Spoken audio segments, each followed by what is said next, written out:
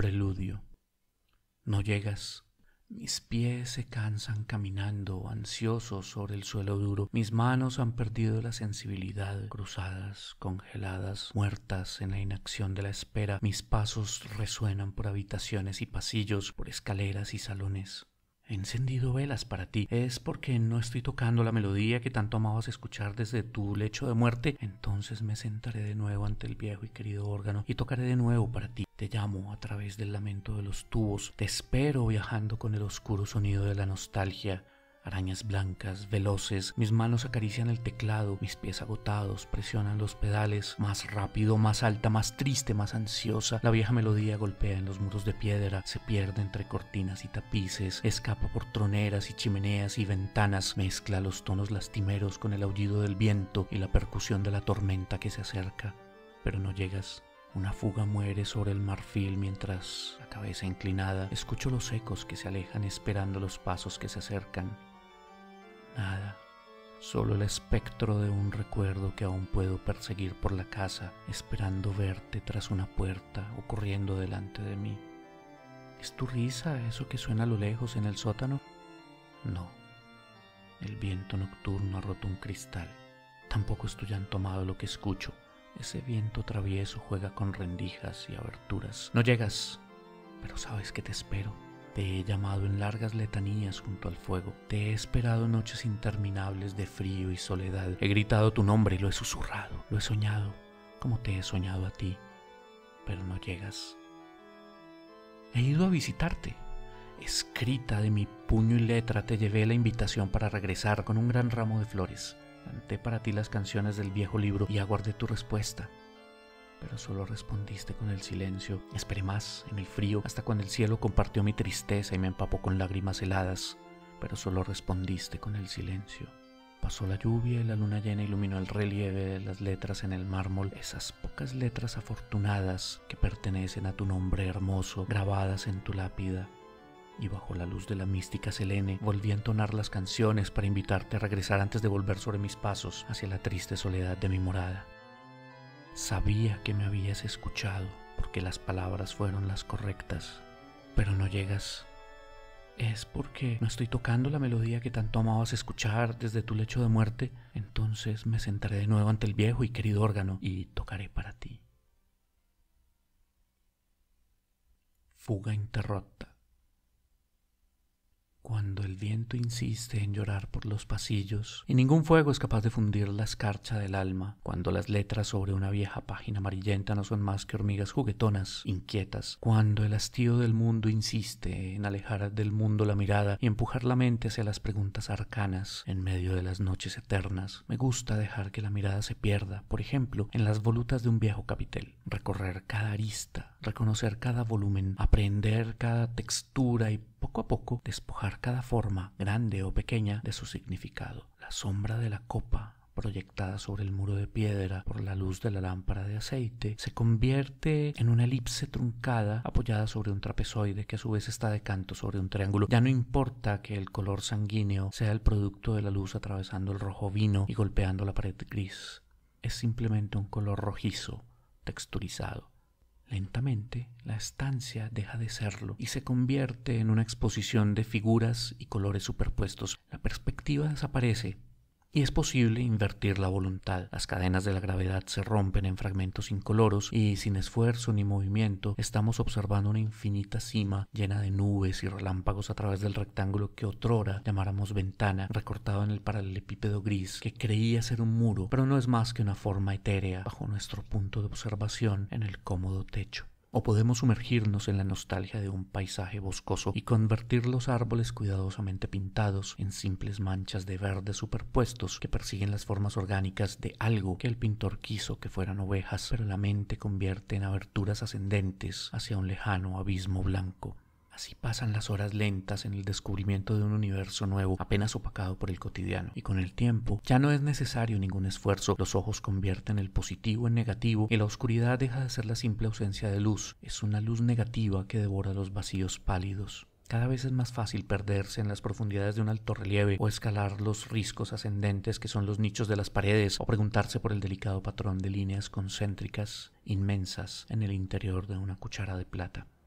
El siguiente paso lógico está en el movimiento. Las llamas están vivas y noche tras noche se volvieron mis amigas. Silencioso frente a la chimenea del estudio, fijé en mi retina cada instancia de la energía móvil, aislándola, privándola del movimiento y recordando tan solo la forma estática que tuvo en la fracción de un instante, y olvidando entonces que se trataba de fuego, de calor, de luz, de vida. Reí al entender que había asesinado el fuego, pero mi mente, absorta en el desquiciado experimento de la percepción, solo preguntó: ¿qué es el fuego?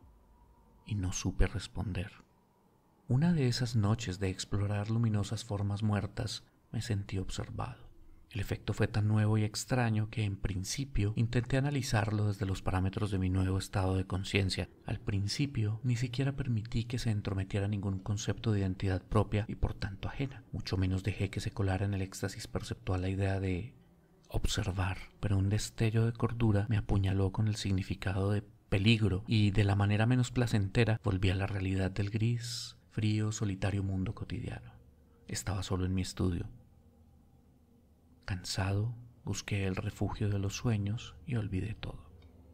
La noche siguiente la experiencia se repitió. Creo que la esperaba y por lo tanto, pese a la acuciosa necesidad de retirarme, de protegerme, esperé.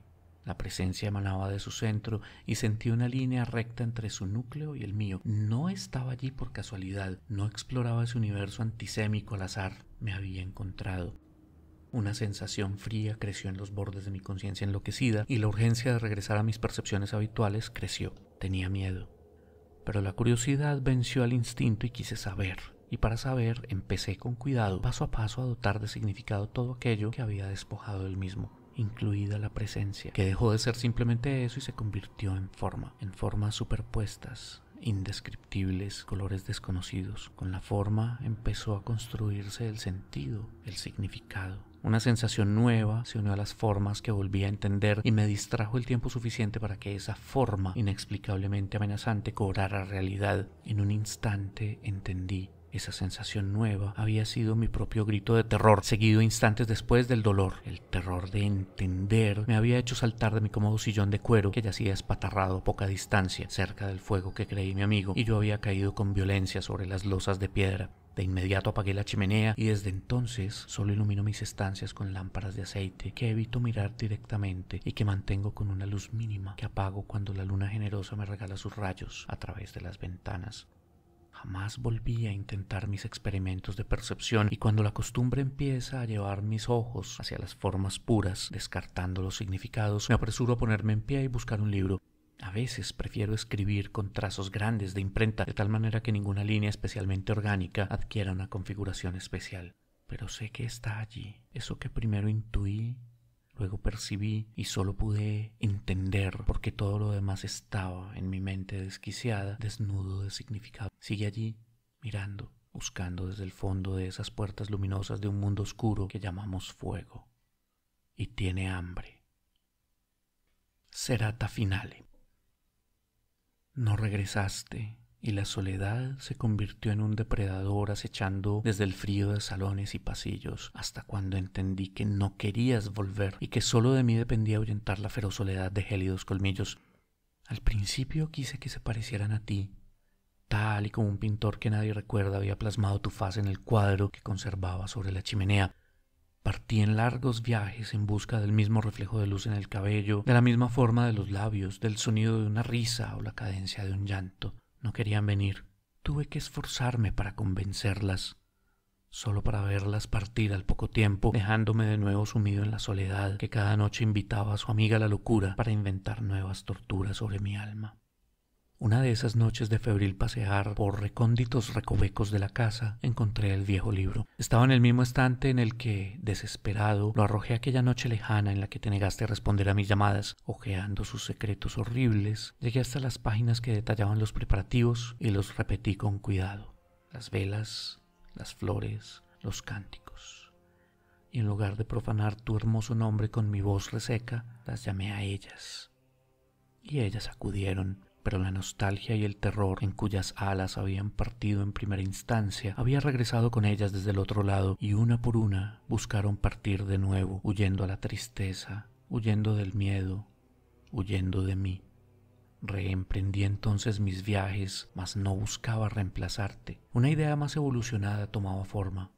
Buscaba la perfección. Quizá como último homenaje para ti las busqué hermosas y dediqué menos esfuerzo a convencerlas. En cambio, me encargué de enviarlas yo mismo en el último viaje y solo las llamaba con los cánticos del libro una vez que sus formas inmóviles ya descansaban.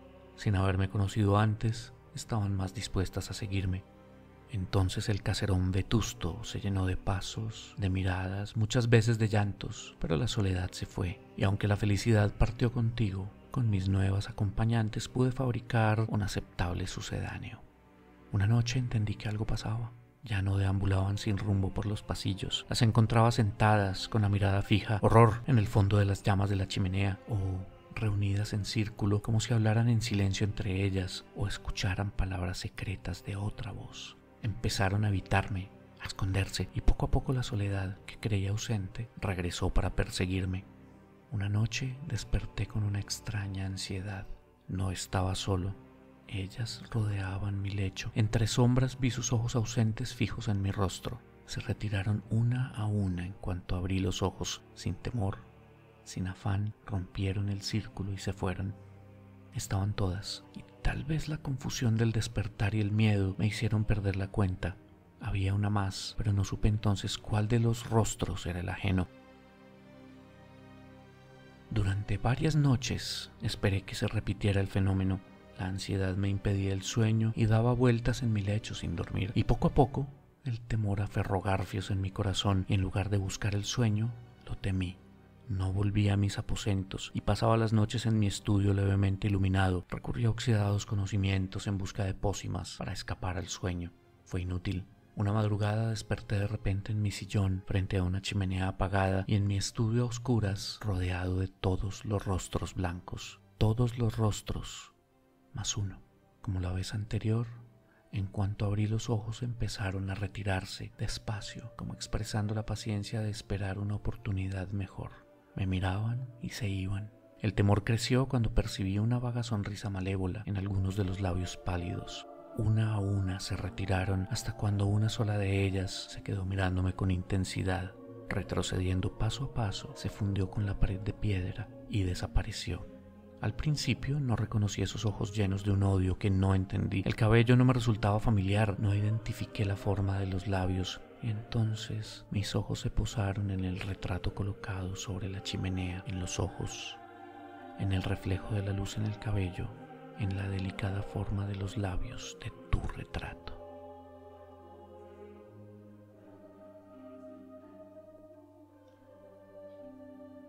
Esto fue Horror Ipsum.